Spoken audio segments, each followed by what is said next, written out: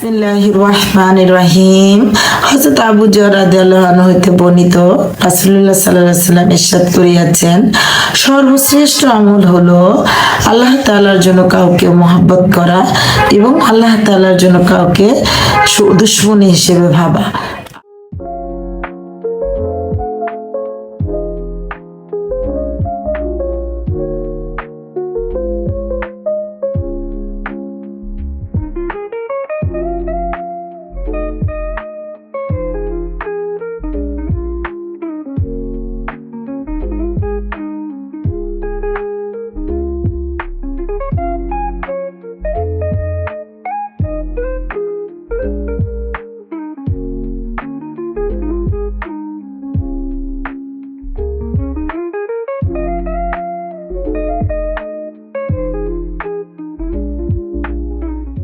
আসসালামু আলাইকুম everyone, welcome back to my channel Rozi's simple lifestyle blogs.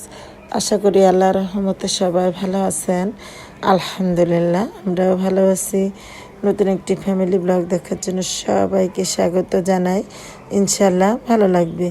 ভিডিওটা দুপুর থেকে শুরু করে দিয়েছি। হাজব্যান্ড কিছু টমেটো এনেছিল, তো টমেটোগুলো গুছিয়ে রাখছি।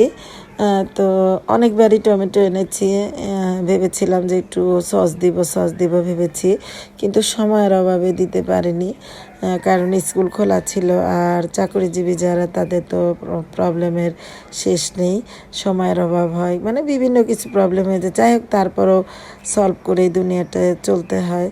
যে কোনো প্রবলেম থাকলে তার সমাধান তো থাকবেই। যাই হোক, অনেকগুলো টমেটো এনেছিল, টমেটোগুলো একটু গুছিয়ে রাখছি। আর যেগুলো একটু পাকা কিংবা বেশি পাকা আবার একটু যে নরম হয়ে গেছে সেগুলো আলাদা করে নিচ্ছি। তো এইভাবে গুছিয়ে রাখলে হয়, সহজেই দেখা যায় কোনগুলো নষ্ট হয়েছে। আর যেগুলো নষ্ট হয়ে যায়, নরম হয়ে যায়, এগুলো নিয়ে খেয়ে ফেললেই হয়, তাহলে আর অপচয় হয় না আর সমস্যাও হয় না। আর এখন কিন্তু ভালোই গরম পড়েছে, দেখা যায় তরকারিগুলো নষ্ট হয়ে যায়, তো একটু মেলে রাখলে আর চাপে গরমে নষ্ট হয় না। আর হলেও আর কি, যেগুলো একটু নরম, যে বললাম যে একটু নিয়ে খেয়ে ফেললেই হয়। যাই হোক, টমেটোগুলোকে সুন্দর করে গুছিয়ে রাখলাম। আর টমেটোগুলো আমাকে দেখতে এত ভালো লাগছিল, দেখতেও ভালো লাগছিল, খেতেও ভালো লাগে। তাই যে আমি যেগুলো নরম, একটু পচা টাইপের, একটু মানে নরম টাইপের আর কি, ওগুলো আলাদা করে নিচ্ছি। আর দেখা যায় একটা পচা টমেটোর সাথে আর একটা ভালো টমেটো থাকলে কিন্তু নষ্ট হয়ে যায়। যাই হোক, কিছু আনারস এনেছিল, তো আনারসগুলো একটু গুছিয়ে রাখছি। পলির ভিতরে থাকলে যে কোনো খাবারই দেখা যায় নষ্ট হয়ে যায়, বাতাস পায় না, তাই আনারসগুলো এখন গুছিয়ে রাখছি।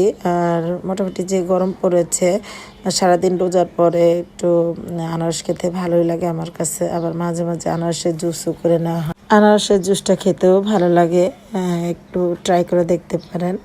যাক, আনারসগুলো একটু গুছিয়ে নিলাম। কিছু লেবু এনেছিল, আর লেবুর বাজারে তো আগুন লেগে গেছে।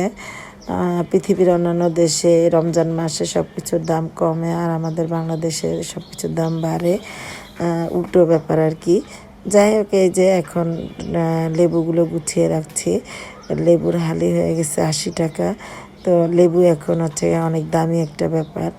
তো এই যে লেবুগুলো গুছিয়ে রাখলাম, তো সব কিছু গুছিয়ে রেখেছি। আজকে আপনাদের সাথে শেয়ার করবো প্রথম রমজানের যে খিচুড়ি রান্না করেছিলাম, ভুনা খিচুড়ি, সেই রেসিপিটা। তো মাংসটাও কিন্তু রান্না করেছিলাম আমি আমার রোজি সিম্পল লাইফস্টাইল ব্লগসে শেয়ার করে দিয়েছি, মানে এই চ্যানেলে আর কি। ইচ্ছে করলে আপনারা দেখে নিতে পারেন। এই যে মাংস ভুনাটা কিন্তু বেশ মজা হয়েছিল, আর আমার শখের পাতিলে রান্না করেছিলাম। তো এখন এই যে ভুনা খিচুড়িটা শেয়ার করছি। সারাদিন রোজা রাখার পর যদি রাত সন্ধ্যায় আর কি একটু ভালো খাবার খাওয়া যায় তৃপ্তি মতো, তাহলে কিন্তু ওই রোজার যে ক্লান্তিটা ওটা থাকে না। তো বাচ্চাদের আবদারে রান্না করা আর কি। তো পরিমাণ মতো তেল দিয়ে দিলাম, পেঁয়াজ দিয়েছি এখানে পরিমাণ মতো, ছোট একটা বাটি। তো তেজপাতা দিয়েছি 2টা, দারচিনি দিয়েছি বড় একটা, আর লং দিয়েছি 4-5টা, এলাচ দিয়েছি 2টা, দিয়ে তারপরে সবগুলো মশলা সহ পেঁয়াজ সহ একটু ভেজে নিব। যেহেতু দ্রুত রান্না করছিলাম, তাই আর কি আলাদা করে দেওয়া হলো না।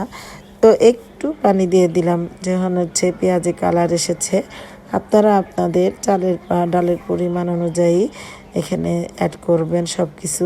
দিয়ে দিলাম এখানে আদা চা চামচ আদা রসুন পেস্ট, চা চামচে 1/4 দিয়ে দিলাম জিরা ধনার গুঁড়া, মরিচের গুঁড়া দিয়ে দিলাম এই যে চা চামচে 1/4 যেহেতু আমি কাঁচা মরিচ দিব শুধু কালারের জন্য একটু দিয়ে দিয়েছি মরিচের গুঁড়া একটুকু, আর হলুদের গুঁড়া দিয়ে দিব আধা চা চামচ, দিয়ে তারপর মশলাটাকে ভালোভাবে কষিয়ে নিচ্ছি।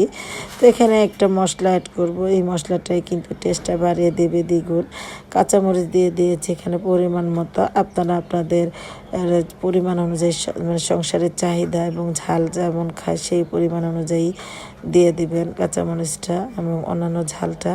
তো এখানে দিয়ে দিলাম আমি 1 চা চামচের মতো বিরিয়ানি মশলা। তো এই মশলাটাই কিন্তু খিচুড়ির টেস্টটা বাড়িয়ে দিবে। তো এই যে মশলাগুলোকে এখন ভালোভাবে আমি কষিয়ে নিব। যে কোনো রান্নাতে মশলা যদি ভালোভাবে কষানো হয় রান্নাটা কিন্তু খুব খেতে মজা হয়, আর আপনারাও তাই করবেন, মশলাটাকে ভালোভাবে কষিয়ে নেবেন। তো এই যে আমি এই যে বিরিয়ানি মশলা অ্যাড করেছিলাম একটু দেখিয়ে দিলাম, মশলাগুলোকে ভালোভাবে কষিয়ে নিয়েছি, দেখুন ছেড়ে দিয়েছে তেল। তো এই পর্যায়ে দিয়ে দিব আমি চালগুলোকে আমি ভালোভাবে ধুয়ে রেখেছি আর 10 মিনিট আগে আমি ভিজিয়ে রেখেছিলাম। তো এই যে চালগুলো দিলাম।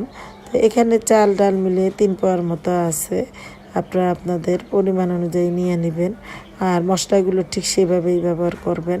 তো আমি চালগুলোকে একটু নেড়ে চেড়ে নিচ্ছি। আর যেহেতু রমজান শেষে খাবো আর কি সন্ধ্যায়, মানে সারাদিন রোজা রাখার পর, তাই আর কি একটু সিম্পলভাবেই রান্না করে নিলাম। এখানে দিয়ে দিলাম গরম পানি, 3 পাও চালের সাথে ঠিক তার ডাবল পানিটা দিয়ে দিলাম। তো এই যে এখন নেড়ে চেড়ে চালগুলোর সাথে পানিগুলো মিশিয়ে ঢেকে দিব। এদিক দিয়ে যে খিচুড়ি বসিয়ে দিলাম আর মাংসটা অলরেডি রান্না করা হয়েও গেছে। আর ইফতারের আয়োজনের এগুলো আর আপনাদের সাথে শেয়ার করলাম না, তাহলে ভিডিওটা অনেক বড় হয়ে যায়।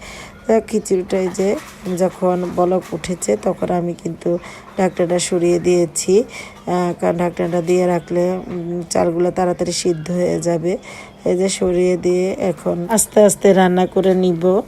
আর এই যে শেষের দিকে একটু ঘি অ্যাড করে দিব, ঘিটা দিলে হয় কি টেস্টটা বাড়ে, আবার ঘ্রাণটা কিন্তু থাকে শেষের দিকে অ্যাড করে দিলে। তো আমি এই যে এখন অ্যাড করে দিচ্ছি ঘিটা।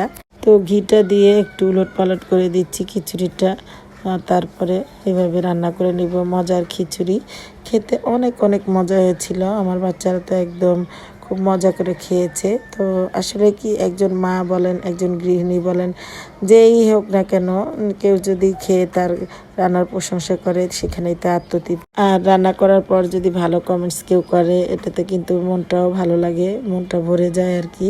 তো এই যে ভুনা মাংস আর খিচুড়ি নিয়ে বসে গেলাম। তো আজকের ভিডিওটা এই পর্যন্তই। রেসিপিটা কেমন লাগলো প্লিজ একটু কমেন্টস করে জানাবেন, আর ভিডিওর এই প্রান্তে যারা এসেছেন প্লিজ একটা লাইক দিবেন। ইনশাল্লাহ আমি আপনাদের সাথে আছি, আশা করি আপনারা আমার সাথে থাকবেন। আর আমি যার ভিডিও দেখি পুরো ওয়াচ করি, এতটুকু বিশ্বাস রাখতে পারেন। সবাই ভালো থাকবেন, 5 ওয়াক্ত নামাজ পড়বেন, কোরআন শরীফ পড়বেন। আল্লাহ হাফেজ, আসসালামু আলাইকুম।